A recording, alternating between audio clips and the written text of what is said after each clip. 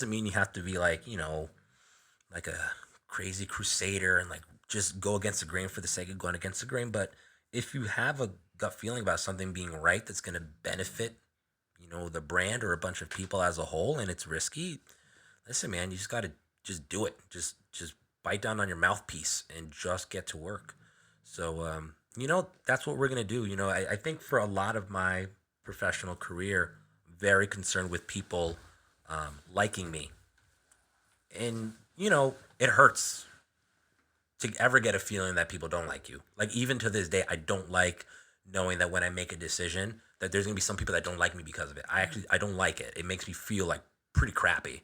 But I know that it's something that has to be done in order for myself to achieve like my ultimate goal and my ultimate happiness, in order to really um, get the goals of my team there, and also to bring my community to where I think it should be.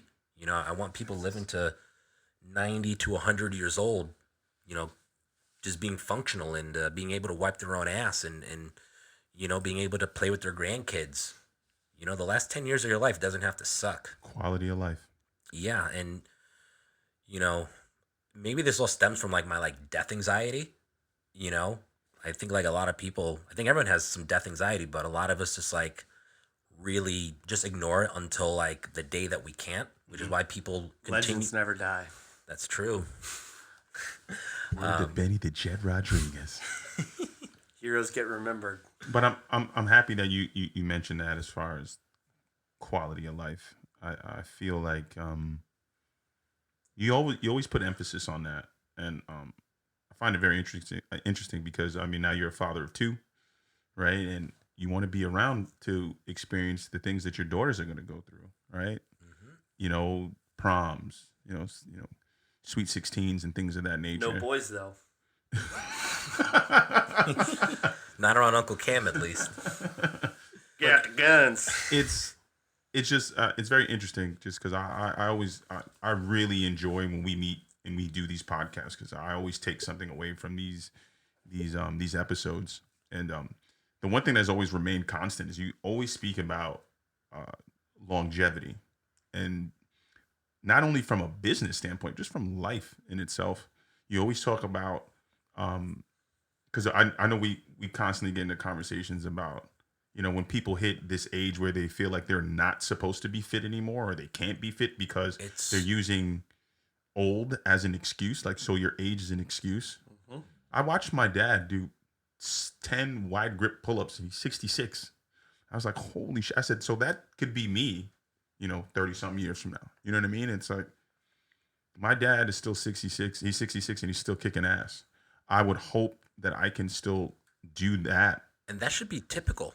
Exactly. That he shouldn't be an outlier. There's no reason. There is no physiological reason why that should be an outlier. None. Like, to me, that's easy.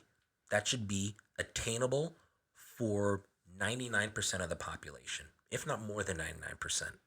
It's the recipe is simple, but getting people to do it is just complex, and it's comes with a whole bunch of weird difficulties around it. But the recipe is not that It's not that difficult. hard. And also, it's how you prioritize things in your life. How much do you value your health? People don't value their health until they're literally on their Deathbed. deathbed. Solid.